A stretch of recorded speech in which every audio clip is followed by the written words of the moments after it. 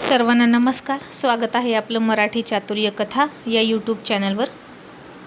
व्हिडिओला सुरुवात करण्याआधी आपल्या चॅनलला सबस्क्राईब करा, व्हिडिओला लाईक करा आणि बेल आयकॉनवर प्रेस करा, जेणेकरून सगळ्या नोटिफिकेशन्स तुमच्यापर्यंत वेळेवर पोहोचतील. चला तर सुरू करूया चांदमातला भाग 129. चंद्रा आता तिच्या रूममध्ये लाजून पळून गेली आणि थोड्या वेळाने शशीसुद्धा आला आणि तो तिला म्हणाला, चंद्रा तुला काही कळतं की नाही गं? इतक्या वेळा खाणाखुणा करत होतो, अंगावर पदर घे म्हणून, ओठांचं निशाण झाक म्हणून, तर तुला कळतच नाही का? इतकी बावळट कशी गं तू? आणि चंद्रा म्हणाली, आता मला काय माहीत हे सगळं दिसतंय म्हणून. शशी म्हणाला, तू सकाळी आरशात बघितलं नाहीस का स्वतःला? चंद्रा म्हणाली, नाही, मला कुठं सवय आहे त्या नटीसारखी सारखं सारखं आरशात बघायचं. आणि काय र, त्यांना कसं कळलं हे सगळं असं असतं म्हणून? शशीनं आता डोक्यावर हात मारला आणि म्हणाला, तुला काय वाटलं फक्त तूच एकटी रोमॅन्स करतेस का? अगं सगळे करतात आणि सगळ्यांना सगळं माहीत असतं. आणि भोळी चंद्रा म्हणाली, जाऊ दे, पण तू पुन्हा असलं काही करू नको, उगीच डोक्याला ताप. आणि आता त्यानं तिला मिठी मारली आणि म्हणाला, असं कसं? उलट आता रोज असलंच होणार, आता तरी कुठे सुरुवात झाली आहे असं म्हणून त्यानं पुन्हा तिच्या मानेवर ओठ टेकवले. पुन्हा तिला तिथे लव बाईट केला. तशी चंद्रा पुन्हा शहारली. इतक्यात बाहेरून रवी शेठची हाक आली, अजित. आणि शशी म्हणाला, आलो बाबा. आणि तिला सोडून पळणार इतक्यात तिनं त्याला पकडला आणि त्याच्या ओठांवर ओठ ठेवले आणि म्हणाली, आता कुठे चाललास? आता नाही सोडायची तुला. आणि शशी म्हणाला, चंद्रा किती आगाऊ आहेस ग, सोड मला, तुला रात्री बघतो. आणि ती म्हणाली, जे काय बघायचं ते आत्ताच बघ, रात्री माझ्याकडे वेळ नसेल. तो म्हणाला, का? कुठं जाशील? माझ्याच मिठीत येशील ना? आणि माझं जर नाही ऐकलं ना तर मी अंगावर चादर टाकत असतो बरं का. चंद्रा आता काहीच न कळून म्हणाली, म्हणजे? शशी म्हणाला, थांब दाखवतो. असं म्हणून त्यानं आता चादर घेतली आणि तिच्या अंगावर टाकली आणि त्या चादराच्या आतमध्ये स्वतःसुद्धा घुसला आणि तिला रोमॅन्टिक टच करून, खाजगी टच करून तिला त्रास द्यायला लागला. चंद्रा आता त्या चादरीच्या आतमध्ये खूप खूप हसायची, नाही नको बास बास म्हणायची. आणि शशी म्हणला, आता कळलं मी चादर कशी टाकतो? आणि ती हसून श्वास घेत म्हणाली, कळलं बाबा कळलं, आता सोड मला. इतक्यात पुन्हा हाक आली, अजित 2 मिनिट बेटा. आणि शशीनं आता तिला सोडलं आणि म्हणाला, आलो बाबा. आणि बाहेर पळाला. आता त्याच्या शर्टवर चंद्राच्या कपाळाचं लागलेलं कुंकू सगळ्याला दिसलं. आणि मघाशी चंद्राला जसे हसत होते तसं आता शशीला हसायला लागले. आणि शशीला काही कळत नव्हतं, त्याचीही अवस्था चंद्रासारखीच झाली होती. मग रवी शेठ म्हणाले, अजित तुला हाक मारली, डिस्टर्ब केला का रे? खूप महत्त्वाचं काम सुरू होतं का? आणि शशी म्हणाला, नाही बाबा, काहीच नव्हतो करत. आणि शारदा म्हणाली, नक्की ना? नक्कीच काही करत नव्हता ना? शशी म्हणाला, नाही, असंच बसलो होतो फक्त. आणि रवी शेठ म्हणाले, अच्छा, मग या पांढऱ्या शर्टवर हा कुंकवाचा निशाण कोणाचा? डॉलीचा वाटतं. तसं शशीनं शर्टकडे बघितलं आणि त्यानं जीभ चावली आणि तो कुंकवाचा डाग पुसण्याचा प्रयत्न करू लागला आणि म्हणाला, बाबा अहो ते चुकून. आणि रवी शेठ म्हणाले, असू दे असू दे, मी तुला यासाठी हाक मारली की हे घ्या दुपारच्या शोची सिनेमाची 3 तिकीट. अभिजितला सिनेमाला जायचं आहे त्याच्या डॅडी आणि मम्मीसोबत, तर फिरून या. आणि शशी म्हणाला, ओके बाबा. आणि मग दुपारी निघताना रवी शेठ म्हणाले, सांभाळून जा. आणि अजित बेटा खूप खूप थँक्यू, तुझ्यामुळे माझ्या अभिजितला त्याचा बाप मिळाल्याचं समाधान वाटते त्याला. आता तो तुमच्यासोबत फिरेल, खेळेल, मस्ती करेल. तुम्ही दोघंसुद्धा आईवडिलांप्रमाणे त्याच्यावर प्रेम करण्यात कुठेच कमी पडणार नाही अशी माझी खात्री आहे. आणि शशी त्यांना दिलासा देत म्हणाला, हो बाबा, तुम्हाला आता काहीच काळजी करावी लागणार नाही. पण अभिजितला आता आपण कुठेच पाठवायचं नाही, त्यालाही मिळू दे ना आईवडिलांचं प्रेम, आजी आजोबांचं प्रेम. असं कुठपर्यंत बाहेर त्याला ठेवायचं? आता तो आपल्या जवळ राहील, आपल्या डोळ्यांसमोर सुखरूप असेल, कारण आता तुम्ही एकटे नाही, तुमचा उजवा हात आहे तुमच्यासोबत. आणि निघतो, काळजी करू नका असं म्हणून तिघेसुद्धा पिक्चरला गेले. मग अभिजितच्या हातात पॉपकॉर्नचं पॅकेट दिलं आणि अभिजित शशीचंद्राच्या मध्ये बसला. तरीसुद्धा चंद्रा रुसली नाही की चिडली नाही. येताना गाडीमध्ये सुद्धा अभिजित शशी शेजारीच बसला होता आणि पाठीमागं चंद्रा बसली होती, तरीही तिची हरकत नव्हती, कारण लहानपणापासून त्यानं आईवडील बघितलेच नव्हते आणि शशीमध्ये त्याला त्याचे वडील दिसायचे आणि जास्तीत जास्त वेळ त्याला शशीसोबत घालवावा वाटायचा. आतासुद्धा पिक्चर बघताना तो शशीच्या हाताला पकडायचा, डॅड बघा ना, डॅड बघा ना असं म्हणायचा. आणि ती फायटिंग बघून त्याला खूप आनंद होत होता. चंद्रासुद्धा ते बघत होती, पण आता तिनं शशी आणि गुंडांची समोरासमोर फायटिंग बघितली होती, त्यामुळे तिला ती पिक्चरमधली फायटिंग बघूच वाटत नव्हती. आणि तिनं आता झोपणं पसंत केलं, कारण रात्रीसुद्धा तिची झोप झाली नव्हती. शशीनं टेरेसवर तिला खूप जागवली होती. आणि आता थिएटरमधला अंधार बघितला, चंद्रा सरळ झोपली आणि मग पिक्चर संपला. शशीनं तिच्याकडे बघितलं तर ती झोपली होती आणि तिच्याकडे बघून तो म्हणाला, कसं होणार या मुलीचं. मग तिला उठवलं आणि म्हणाला, चंद्रा अगं सकाळ झाली, उठ आता. आणि चंद्रा खडबडून जागी झाली आणि म्हणाली, होय खरंच झाली होय सकाळ.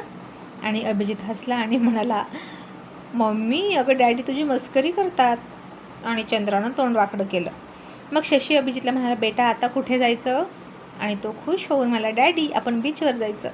मग शशीनं बीचवर गाडी घेतली आणि त्याला पाठीमागच्या वेळी चंद्राला घेऊन तो बीचवर आला होता ते प्रसंग आठवले. आणि तिथेच त्यानं वाळूमध्ये बोटाने हार्ट शेप काढला, त्याच्यामध्ये दोघांची नावं टाकली, ते सुद्धा मराठीत, शशी चंद्रा. आणि चंद्रा त्याच्यापासून दूर होती, तो काय करतो हे बघायला ती पुढे गेली. आणि आता ते नाव त्याचं ती बघणारच होती, इतक्यात लाट आली आणि ते नाव पुसून गेलं. आणि त्याचं खरं नाव अजित नसून शशी आहे हे तिला अजूनही कळलं नव्हतं. शशीलासुद्धा तिला हे सांगायचं तो विसरूनच गेला. मग त्यानं तिच्या हाताला पकडलं आणि त्या वाळूतून एकमेकांच्या पावला शेजारी पाऊल टाकत ते चालत होते. आणि आयुष्याचा प्रवास अख्खा असाच एकमेकांच्या सोबतीनं करायचा, असं वचन पुन्हा एकदा त्या अनंत अशा महासागराला साक्षी ठेवून त्या दोघांनी घेतलं. अभिजितच्या हट्टामुळे वाळूमध्ये किल्लासुद्धा बनवला, भेळ खाल्ली, पाणीपुरी खाल्ली आणि खूप सगळा एन्जॉय केला, फुगेसुद्धा घेतले. आणि हे इतकं निवांत सुखाचं आयुष्य कित्येक वर्षातून शशी पहिल्यांदा जगत होता. मग ते पुन्हा परत फिरले आणि इतक्यात पाठीमागून त्याला कोणीतरी आवाज दिला, शशी. काही सेकंद शशीचं पाऊल थांबलं, पण आता त्यानं मागे न बघता तसाच चंद्र आणि अभिजितचा हात पकडून भरभर चालू लागला. तसं त्याला येणारी हाक आणखीनच वाढली, शशी अरे थांब, शशी अरे थांब, असा आवाज वाढू लागला. अभिजित मागे बघायचा, चंद्रा मागे बघायची, पण शशी मागे बघत नव्हता. आणि अभिजित मला, डॅडी ते अंकल तुमच्याकडे बघून हाक मारतात, तुम्हाला हाक मारतात का. पण शशी अजिबात थांबला नाही आणि म्हणाला, अरे नाही रे, मला नाही, तुम्ही चला बरं. असं म्हणून त्या दोघांनाही त्यानं गाडीपर्यंत नेलं, आतमध्ये बसवलं आणि म्हणाला, बाहेर येऊ नका बरं का, मी आलोच.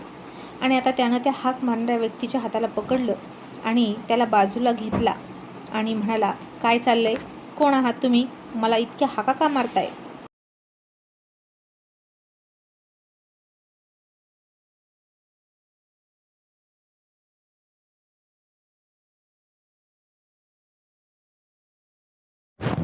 आणि आता ती व्यक्ती त्याचाच आणखीन एक मित्र होती आणि तो म्हणाला, शशी तू मला ओळखत नाहीस का, तू तुझ्या दोस्ताला विसरलास का.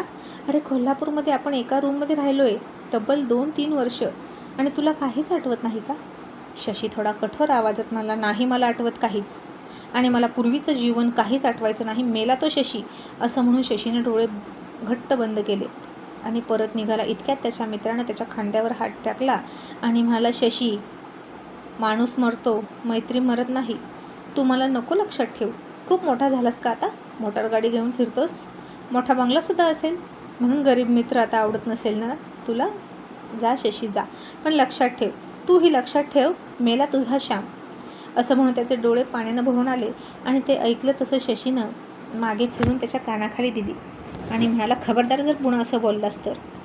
आणि श्याम म्हणाला, साल्या आठवलं ना आता काहीतरी, तूच वाचवलंस ना तेव्हा मला मरता मरता, आणि आता ओळख देत नाहीस का.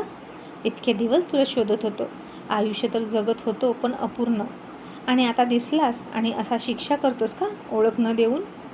तसा शशी आता स्वतःला रोखू नाही शकला. त्यानं श्यामच्या गळ्यात मिठी मारली आणि दोघेही मित्र खूप रडत होते.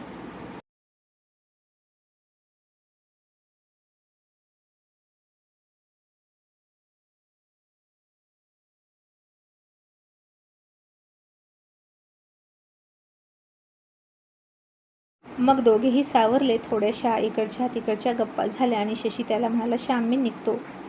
आणि तो वळणार इतक्यात पाठीमागे हाताची घडी घालून उभी राहिलेली आणि त्याच्याकडे रोखून संशयानं बघत असलेली चंद्रा त्याला दिसली आणि शशी घाबरला. तिला म्हणाला, चंद्रा तू? आणि चंद्रा काही बोलण्या अगोदर तिच्या गळ्यातलं ते मंगळसूत्र बांगड्या वगैरे बघून श्याम म्हणाला, शशी या वहिनी आहेत ना? मगाशी बघितलं मी तुम्ही दोघे फिरताना. वहिनी नमस्ते, मी श्याम, शशीचा मित्र. आणि चंद्रा आता खूप चकित झाली आणि हे नाव कुठेतरी ऐकलंय असं तिला वाटायला लागलं, पण कुठे ऐकलंय हे कळेना. मग खूप जवळचं नाव आहे हे एवढं मात्र नक्की असं तिला वाटलं. चंद्रा आता काहीच बोलली नाही, कारण खरं काय आहे हे त्याच्या तोंडून तिला ऐकायचं होतं. श्याम आता शशी शशी करून बोलत होता. शशी चंद्राकडे हळूच बघायचा. चंद्रा मात्र श्यामसोबत बोलायची. आणि श्याम म्हणाला, बरं का वहिनी, मी त्याचा ग्रॅज्युएशनचा मित्र आहे. आम्ही दोघं कोल्हापूरला एकाच कॉलेजमध्ये, एकाच हॉस्टेलमध्ये, एकाच रूममध्ये, एकाच बेडवर राहायचो. आणि हा शशी आहे ना, त्याला जर राग आला ना तर एकच धमकी द्यायचा आणि म्हणायचा, कोणीसुद्धा आगाऊपणा करू नका, रेक्टरला माझं नाव सांगू नका, नाहीतर रात्री अंगावर चादर पडली म्हणून समजा.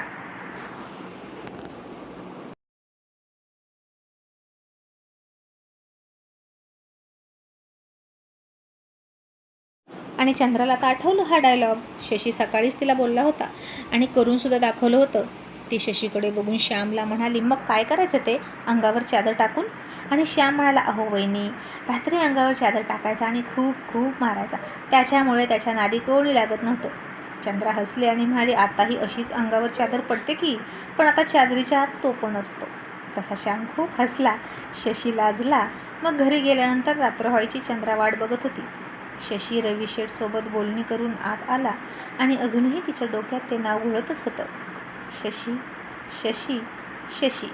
आणि शशी आता तिच्याजवळ आला आणि ती त्याच्या छातीवर डोकं ठेवून हळूच म्हणाली, शशी.